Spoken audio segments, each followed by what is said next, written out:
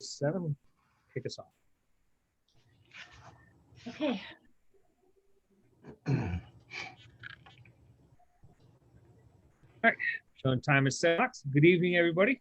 I'd like to welcome you all to this regular meeting of Town Ledyard Inland Wetlands and Watercourses Commission of March 2nd, 2021. Secretary, please call the roll. Justin DeBro. Present. Paul Mogul. Present. Dan Peeler. Present. Lynn Marie Thompson. I am here. Beth Reby.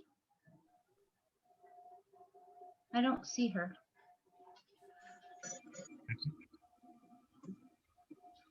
Glenn Grebner. Corey Watford. Tony Capon. I am here. Kyle Felice. Here. All right, and I just saw Beth sign on. Okay. So, Beth, are you present? I'm present. Thank you. All right, move on to our next section for public comments. Do we have anybody from the public here who wishes to speak for approximately 3 minutes? Identify yourself, your address, and what you'd like to speak about.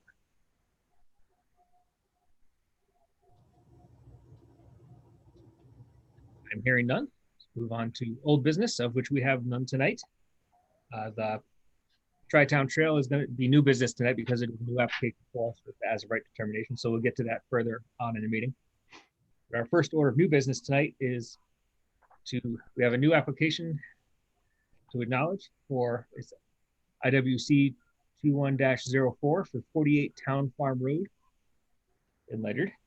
Owner is Brian Cote or Cote. Sorry if I say that wrong. You're being represented by Norman Thibeault, Jr., professional engineer of Tillingly Engineering Associates, for the construction of a shared driveway with regulated activities to serve a 3-lot subdivision. So our actions tonight are to receive this application and then make a determination whether it will be a significant impact or not. So either Class B or C according to our regulations. So I'll read off here the application. So the applicant being Brian Cote of 4700, I think that's SLU Boat Ramp Avenue in Palm City, Florida. So his location, his property is at 48 Town Farm Road. So proposed activity is a 3-lot subdivision with 2 lots previously developed and construction of a shared driveway with, and that's where it cuts off. So erosion sediment control measures will be silt fence. Total area of the site, we're looking at 65.3 acres. The total area of wetlands in the inventory map is about 1.1.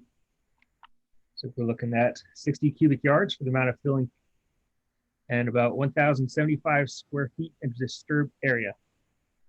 Soil types identified are Woodbridge, Canton, and Carlton. Vegetative cover is wooded with a mixed understory. Anticipates to start this project here sometime this year and complete it same year. Everyone had an opportunity to look over all the drawings. Do we have anybody here to represent this application tonight? Yes, sir. Norm Thibeault from Tillingly Engineering Associates. I'm here this evening representing the applicant. All right, thank you.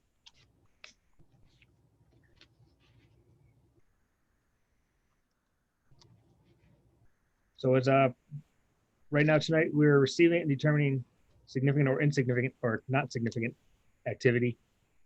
Does anybody have any questions or need Mr. Thibeault to present anything or go over this with us at all tonight? If I could I just give a brief presentation? Yes, sir. Okay, thank you. I think you probably remember we were before you a couple of months back. And, at the time, we had proposed to use an existing shared driveway to access the properties. However, that shared driveway is not on the subject property. It's actually an easement across a separate property. And in order to comply with the town's driveway standards, improvements had to be made to that driveway. The improvements included widening it slightly and then putting a paved or a milling surface on it. In order to do that, the applicant needed permission from the adjacent landowner to do it, and the adjacent landowner was not really was not suitable. They did not want them to do it. They went back and forth.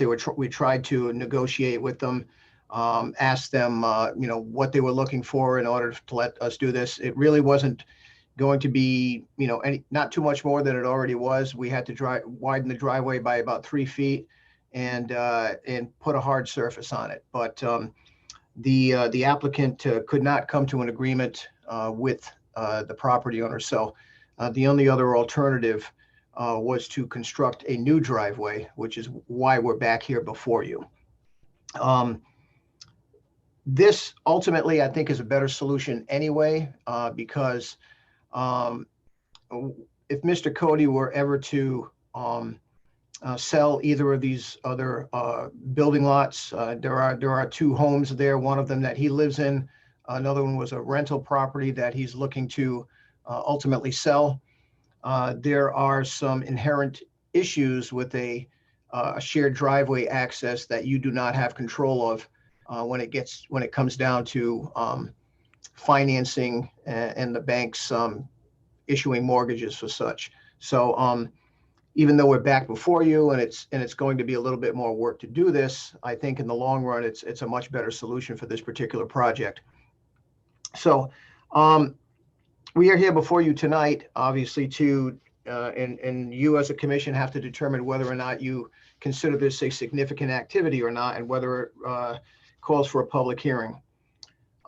Looking at the definition of a significant impact, by your definitions, there are 7 criteria that you have to follow.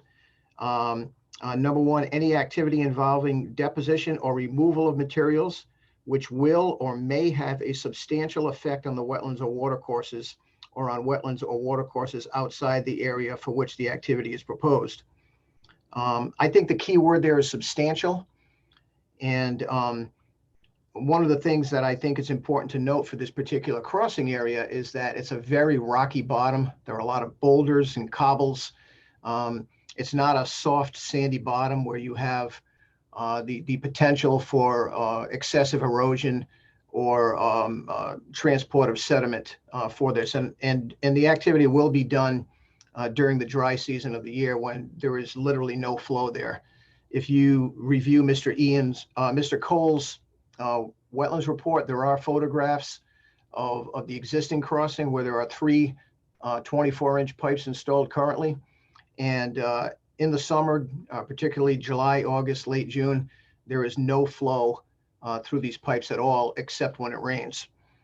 It's the intention of the applicant to do this work during low flow conditions and avoid any potential impacts.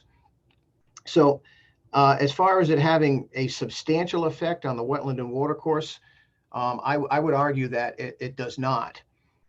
Number 2, any activity which substantially changes the natural channel or may inhibit the natural dynamics of a watercourse system. This will not change the channel. It's about a 30 to 35 foot long crossing over this long rocky channel. We are installing the 2 36-inch pipes in lieu of 3 24-inch pipes.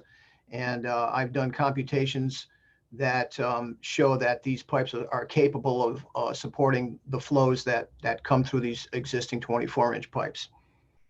Number 3, any activity which substantially diminishes the natural capacity of an inland wetland or watercourse to support aquatic, plant or animal life and habitats, prevent flooding, water supply, assimilate waste, facilitate drainage, provide recreation, or open space, or perform other functions.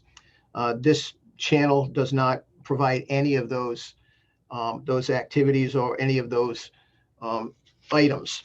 Number 4, any activity which is likely to cause or has the potential to cause a substantial turbidity, siltation, or sedimentation in a wetland or watercourse. As this is being done during the dry season, and we're not proposing to use any kind of silty or sandy or clay type materials that could potentially result in siltation. The intention of this and the procedure would be to remove the larger boulders in order to lay the pipe down, lay down some crushed stone for a nice stone bedding, and then fill around it with some processed gravel that can be compacted before putting the surface on it. Once again, because these pipes will be in during the dry season, the potential for any kind of siltation is very, very minimal. And quite simply, once these pipes are in place, even once they lay down the bedding and they put the pipes in place, the water will be able to be conveyed right through the pipes at that point. So it will intercept any water that's coming through the existing 24-inch pipes and convey it away from the construction activity. Number 5, any activity which causes substantial diminution of flow of a natural watercourse or groundwater levels of the wetland or watercourse. As I've stated, these pipes will allow all flows to pass through. It will not affect the capacity of the watercourse here at all. Number 6, any activity which is likely to cause or has the potential to cause pollution of a wetland or watercourse.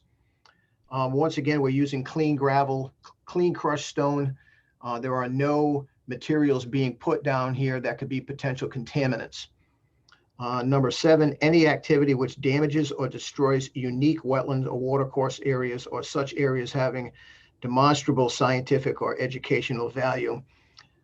This little stretch of a rocky stream that I personally don't feel as though there's anything unique about it. It's a very common occurrence. And I think if you look through Mr. Cole's report too, I think he comes to the same conclusion that there's nothing unique about this particular watercourse. That being said, I mean, I do understand that anytime that you're filling watercourses, it could be considered a significant activity. In my opinion, just because you're filling doesn't automatically kick it into a significant activity if all these criteria aren't met, or any number of them aren't met. So I don't believe that the significant impact definition that you have in your regulations pertains to this particular project. But it's certainly your purview as the commission to make that decision. Thank you, Mr. Thibeault. Do you have any questions, comments, concerns? This is Lynn Marie. Can you remind me again, what's the amount of material that's going to be either deposited or taken away? About 60 yards. Okay, 60 cubic yards, right? 60 cubic yards. Yeah, and the reason being it's a very V-shaped channel, and the pipes will be in the bottom, and in order to get the crossing over it, it needs to be filled. We are limiting the amount of filled by utilizing boulders on site to kind of make retaining walls so that the grading doesn't have to stretch out into the stream. The initial estimate, if you graded it out and didn't use the boulders as retaining walls, we'd be well over 2,000 feet, 2,700 square feet. So by using the boulders in a retaining wall fashion that we've chosen to do here, it really limits the footprint of the activity. Thank you. You're welcome.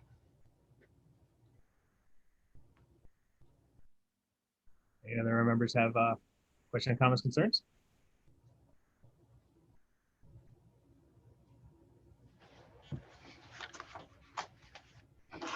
So Justin, I think the applicant gave a relatively good reason for having to move that, which would have been my only concern, like why not use the one that's here? And given that, I'm suspecting that this probably would not be a significant impact activity. Okay. just have one thing more administrative on the application where it says the written description of proposed activity. It says 3-lot subdivision with 2 lots previously developed and construction of a shared driveway with.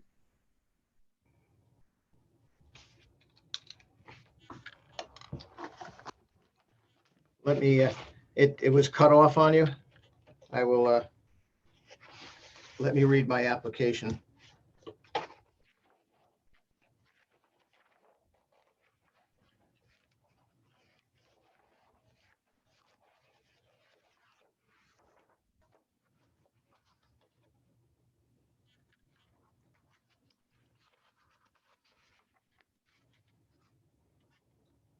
It's construction of a shared driveway with 1,075 square feet of wetlands impact.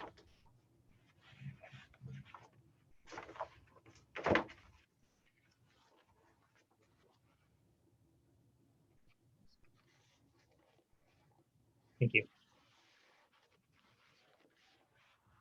Okay. So first order, we'll have to accept this application. I would propose we get a motion to accept the application as amended with that finishing the sentence there, written description of proposed activity to read completely 3-lot subdivision with 2 lots previously developed and construction of a shared driveway with 1,075 square feet of wetlands impact. Also move. All right, moved by Ms. Rive. And a second from Mr. Mobile. All right, getting a thumbs up. All in favor? Aye. Aye. Aye. Okay, all right. Received as amended. Aye. All right, and Ms. Dobson or Mr. Police, are you able to amend that at Town Hall? Yes, Mr. Chairman, we can make that correction. Thank you. All right, second order for this is significant or not significant impact. Mr. Police, you provided us with staff comments here and a couple of suggested motions. If you all had a chance to review that, I would like to use one of the suggested motions or make one of your own. Can I interject here? This is Beth. Yes, you may. So under Mr. Felice's comments, he states the wetlands crossing will consist of 2 36-inch pipe. Correct. I thought we had mentioned 24-inch pipes. Yeah. No. The existing crossing that the existing shared driveway has, there are 3 24-inch pipes there. 3, okay. Yeah. So we are going to be using 2 36-inch pipes in Okay. lieu of 3 24s. Okay, got it. Okay. Thank you. You're welcome. This is Lynn Marie. I guess my other question is this new proposed crossing, this totally keeps the adjacent landowner out of the question, right? Yes, it does. Okay. Yeah, in the agenda packet, I think it's page 33. It's really small. I think it's page 33. Shows the proposed routing, how it bypasses the existing shared driveway.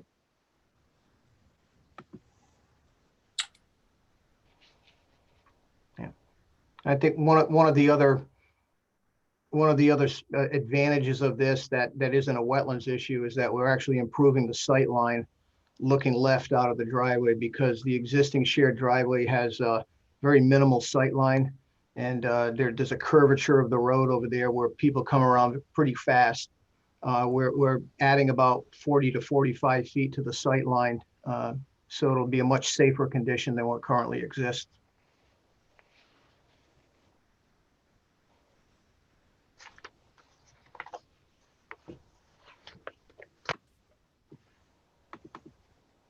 If nobody else has any other comments, concerns here, I'd be looking for someone to make the motion to find this either a significant impact or a not significant impact.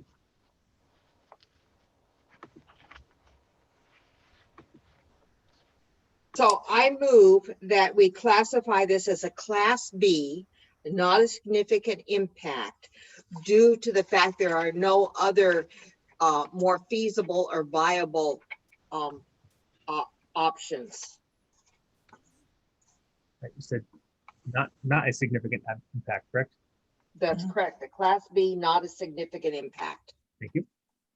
All right, so motion by Ms. Thompson. Do I have a second? A second by I'll Mr. second it. Mr. Peeler. Mr. Moger, the first is seconding to you. All right, all in favor? Aye. All in favor. Aye. So accept this as a not a significant impact. This will not require a public hearing, and then we will have a month to review this, public review it, and we will vote next month whether to. Justin lost your audio. How about now? Can you hear me now? Yes. Yeah. All right, sorry about that. So we accept it, not a significant impact. Yes. We'll have all month to allow anybody to review or contest that, and we will vote next month to approve or disapprove the application. Sounds like a plan. Thank you for your time tonight. Thank you for the presentation. You're welcome. Good night. Night. Moving on, we have a second application tonight is IWWC 21-05 as a right determination for 1087 and 1025 Colonel Ledyard Highway in Ledyard. Owner of this is the town of Ledyard, applicant being Ledyard Parks and Recreation Department for an as of right determination request to construct a recreational hiking trail with footbridge and bog bridges in regulated wetlands and uplands. This is the Tri-Town Trail we've been talking about for the last several months. The last month we did determine that we want an as of right determination for the trail as it's being built right now. So to read the determination form we have right here. Applicant being the Ledyard Parks and Rec, owner of the town of Ledyard, their address at 12 Van Tassel Drive in Gales Ferry. Phone number, location of property as previously read. Detailed description of how the proposed activity meets section 4 of our regulations. The creation of an outdoor recreational hiking trail that does not disturb the natural and indigenous character of the wetland or watercourse is a non-regulated use according to section 4.3, letter B of the Inland Wetland Watercourse Commission regulations. And with that, we've included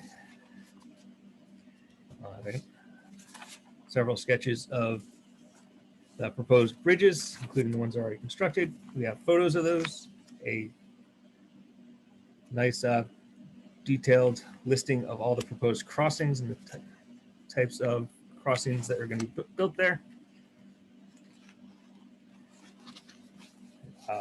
We have some pictures of the trail location. And, Mr. Johnson, you on? There you are. Yep.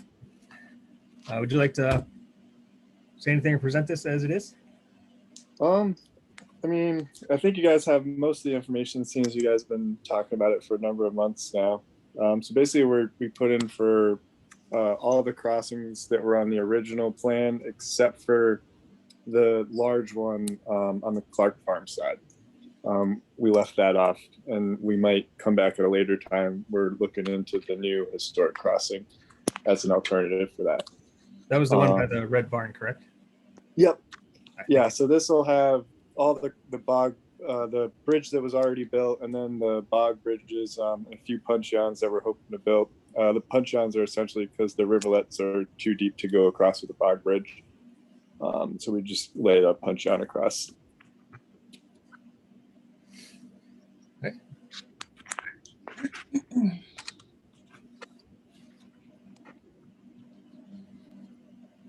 So Yes, ma'am. can you reread the description of the proposed activity from the application? Yes. Says the creation of an outdoor recreational hiking trail that does not disturb the natural and indigenous character of the wetland or watercourse is a non-regulated use according to section 4.3, letter B of the Inland Wetland Watercourse regulations. Okay. So I have a couple of questions or thoughts. First of all, there was a determination that a hiking trail is different than a hiking path originally put forward. So what was approved in previous history was a hiking trail. And that has certain applications. I was under the understanding this was going to be for a smaller, quote, hiking path.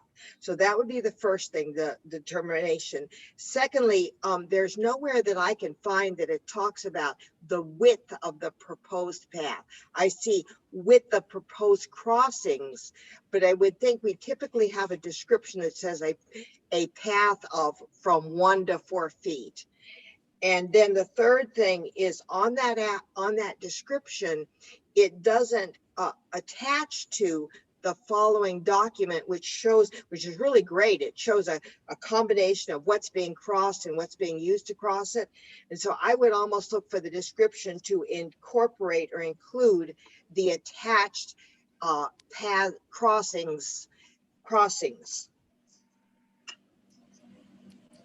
You wanted like the crossings listed in the description versus attached as a second page? Well, attached as a second page is fine as long as the first page references those, because we're approving those crossings. So it's a path, it's a hiking path that incorporates the attached crossings. All right. Yeah, because I mean, there's not really, as far as path versus trail, I think the initial proposal was for a 10-foot wide ADA path. It was ADA versus wide trail. Yeah. So, So the if I may hiking interject path here with between the trail and path, under 4.3, section B, is listed as outdoor recreation, including play and sporting areas, golf courses, field trails or field trials, nature study, hiking, horseback riding, swimming, skin diving, camping, boating, water skiing, trapping, hunting, fishing, and shell fishing. So it actually says field trails on our regulations. Mm. Yeah, so we're looking just to do the trail at this point. We're not looking to go out and build the ADA path because of the funding, unless funding becomes available for that. Right now, we're looking to just continue with a hiking trail. Okay, and so the thinking that I read earlier was approved was a hiking trail. And what we're coming up with now on a possible Class A is a lesser, it's a lesser track. And so we were calling that a path. So there wouldn't be any confusion between whether we approved a hiking path or hiking trail. Hiking trail's been approved, and I thought we were working on a hiking path, and I'm not sure the general width, but a hiking path which includes the following crossings, and then attach a document. Mr. Chairman, Mhm. Mr. Chairman, Scott, please, I'd just like to make a comment quick if I can. Yes, please. So our regulations don't define a path versus a trail. We've all been on the site walk. We're aware of what's there. I'm sure Mr. Johnson can give us, an approximate width, whether we want to call that a trail or a path. I don't know if that matters at this time. Additionally, you're looking at a whole application package. So whether or not those bog bridges are listed in the description or as a separate attachment, regardless, they're part of the application as a whole. I just want to make that clear. Thank you. Yeah, my apologies on the wording, because I mean, in Parks and Rec, typically, we refer to the hiking trail as a trail, and the original, I call that a path, because it's a much larger, the ADA, stone dust pathway that would be installed versus the trail. I just thought of as, you're hiking typically about 3 to 5 feet wide, for somebody to be able to walk down, but not allow for, a wheelchair to get down, and doesn't meet the slope, and grade requirements that we would be required to be held to for an ADA accessible path. Yeah, like I said, the distinction between trail and path isn't in our regulations. The word trail is specifically drawn out. So, it wasn't so much what was in our regs, but in further discussion, whether we talk about the A application or the the one that was approved under a, not a B application. But we can accommodate that by saying we're talking about what was approved under the A application as opposed to what was approved under the B application. Because we're gonna have two simultaneous approvals. Mm, Right, for the purpose of our discussion tonight, we're talking about the Class A, which is the application that we read off. yeah, so essentially it'll have all of the crossings except for the very large crossing on the Clark property, but to a much smaller scale for this current permit. When we go to the next permit, those will be more permanent structures where we would probably have to go on to Army Corps D, and then also depends when we hit that threshold as well for the path.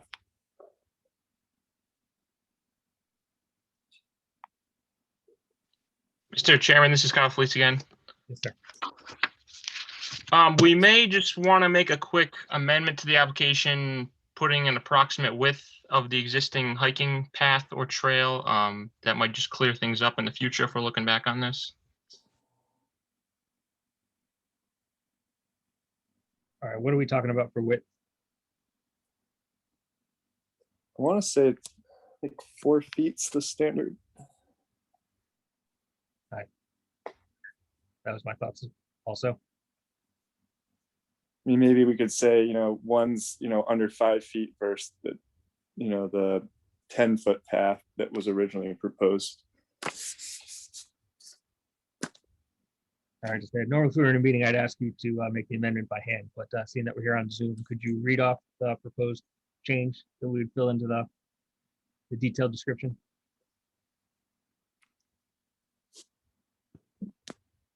Me or Kyle? You, sir, Mr. Johnson.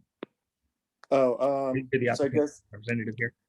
to like amend as, so say a hiking trail of, less than 5 feet wide. So currently it reads the creation of an outdoor recreational hiking trail that does not disturb the natural and indigenous character of the wetland or watercourse. Is how it starts off. Yeah, so build a hiking trail no more than 5 feet wide. All right, so you say the creation of an outdoor recreational hiking trail no more than 5 feet wide that does not disturb the natural and indigenous character of the wetland or watercourse. Mhm. Okay.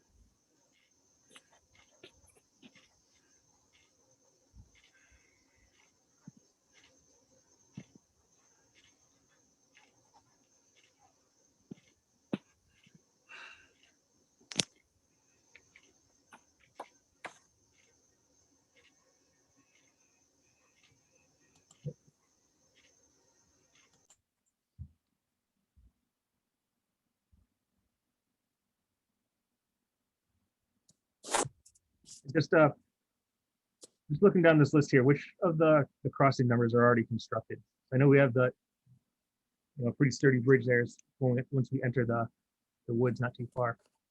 So I believe on that sheet that you guys have, so crossing 0 is the bridge, and then 0.5 is kind of part of that bridge, I believe, as well. It's the the second half that crosses the wetland, the second section of wetlands over in that area. Okay, yeah, just a few steps away. So I believe Riverlet 1 would be the start of what hasn't been constructed yet. And then number 14 has been constructed, but it'll have to be extended because after I believe Ian Cole went out, one of the reports when they went out, they found out that the bridge wasn't long enough to cover the span when there's a flooding event. All right, is that the one just past the tape? No, it's past. If you keep going past the tape through the power lines, it's the farthest crossing. Where in the original plan you would actually go to the left, where the big bridge would be planned to be built. Yep. It's that crossing right there before you would take the left to get to the large bridge that was originally proposed. Okay, yeah, that's the same one I'm thinking of. Thanks. Mm.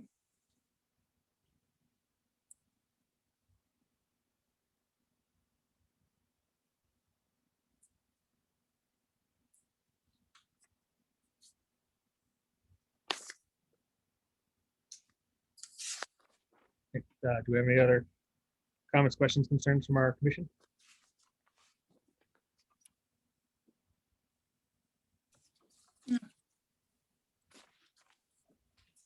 Sorry, Mr. Ube, what was that? I said no, I'm good. Okay.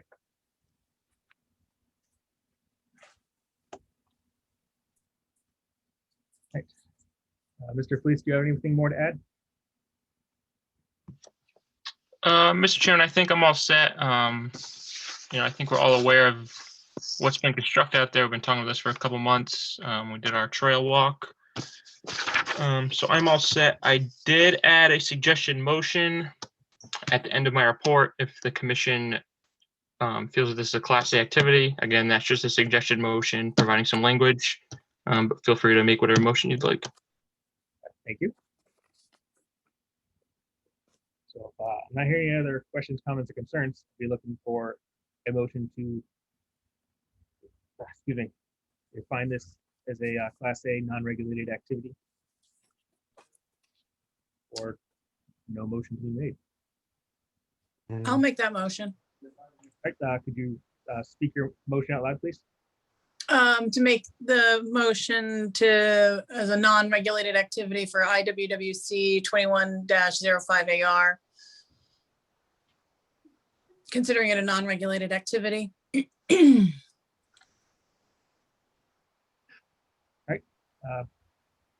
I recommend just adding to include all the supporting documents included with this in your motion? Sure, yes. Thank you. So that just covers the list in the drawings. Okay. All right, so I have a motion by Ms. Rebe. Do I have a second?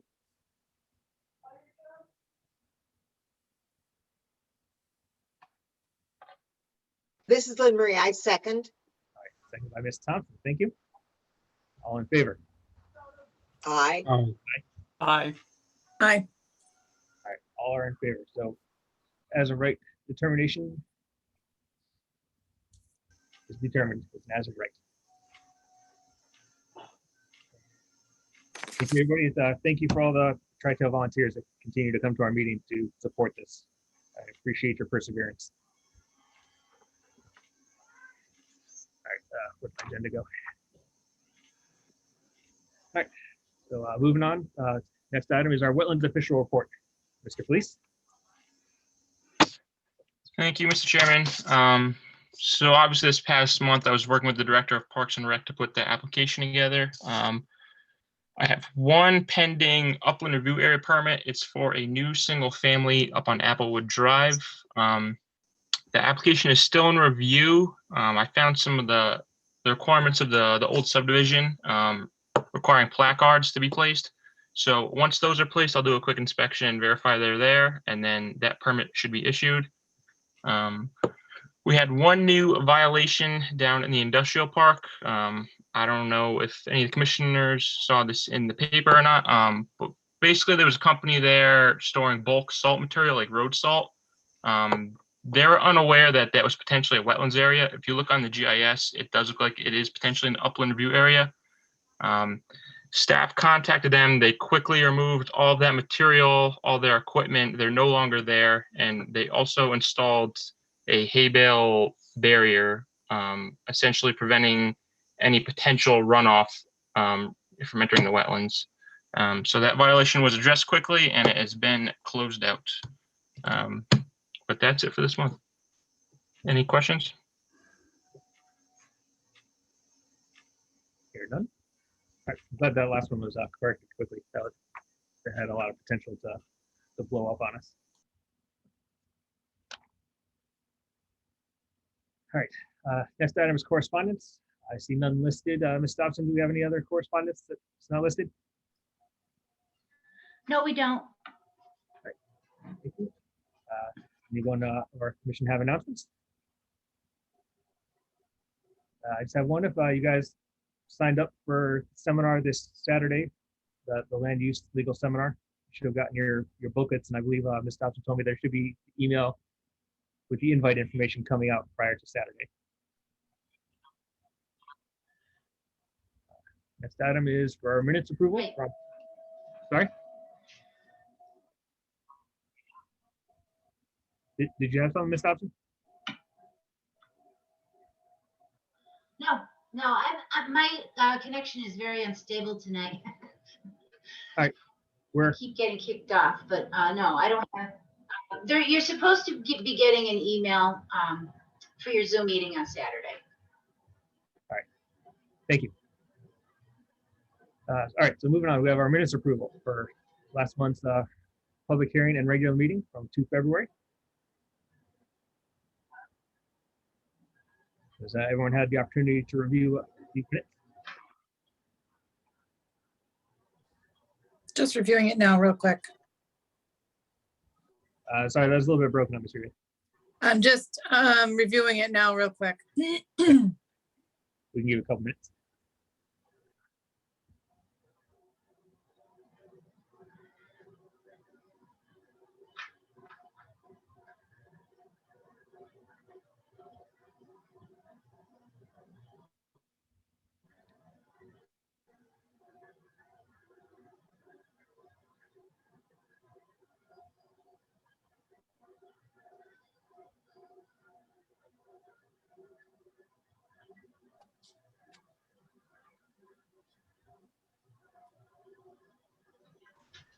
I'm sorry. What were we supposed to be doing? There was a bit of commotion on my end, and I didn't hear half of what was being said. Just give it a few minutes for everyone to have the opportunity to look over the minutes from last month of our public hearing and regular meeting. Okay, thank you, because Already? I didn't catch any of that with what was going on my end. Thank you. So once you're all ready, we're looking for a motion to approve or amend.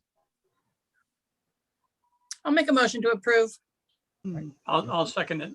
Motion by Mr. Rebay to approve, second by Mr. Mogul, all in favor? Aye. Aye. Aye, all are in favor, approve the minutes of last month's public hearing and regular meeting, 2 February. So Justin, the other question I have about minutes is at the last meeting, I noted that our, the minutes from our field walk, and I think the date was November 15th, had never been given to us to approve, and that was going to be researched. So did we ever approve the minutes of our field walk that Justin and I did for November? I think it was November 15th. It was a Tri-Town Trail field walk. I do remember that question. Mr. Police, Ms. Stockton, were you able to look that up? Yes, we did. You did. Okay. You voted and approved both sets of minutes for Okay, the walk and the meeting. All right. It's on the December, if you look at the December meeting. at you'll the see December, okay. the- Thanks for Yeah. checking on that, Deb. Yes, thank you very much. Thanks for being our backup brain. Okay. All right, moving on to our reading review. Continue to Zoom here. I think we did pretty good with background noise here tonight. Mhm. It's been the chief complaint I've had for Zoom meetings. Not necessarily us, but sometimes the people that are the public that's participating. Nothing more for meeting reviews. Anybody else have any comments here? So I do have a quick question. As I'm involved in the Zoom meeting, I don't think I'm able to go back and forth into the documents. Is that correct, or do I just not know how to do it? I don't think I'm. I'm not sure. You can open multiple pages, and then on the second page, you can open the agenda packet and then flip through it if you want. Okay, so I create, okay, You create multiple tabs, so to speak. And on one tab, you have what we're looking at now. And in the other tabs, you have whatever you want to see. I mean, you can have, okay, great. So I'll know, figure out how to do that then. there's Thank multiple you. tabs, that's all. And you can do 5 things at once, but Okay, too much is too much, you know? Hey, okay. maybe you can, Paul. It's like, I'm No, not no, no, no, read it please. all because I'm spread with papers around me as I'm trying to read. Yeah, me too, me too. Read the packet. Yeah, if that's too complicated, you can go to the upper right-hand corner where it says view, and you can go from full view down to exit full screen. And then if you have your document up, for example, you have the agenda up, you can click on each agenda item right off your computer. If multiple tabs is too complicated, that's the other way to do it. Thank you, Excellent. Tony. excellent, excellent. Great. Thanks for all that. By the time we get used to all this, we're going to be back meeting in person. Oh, no, Zoom is interesting. Yeah, Yes. I like it.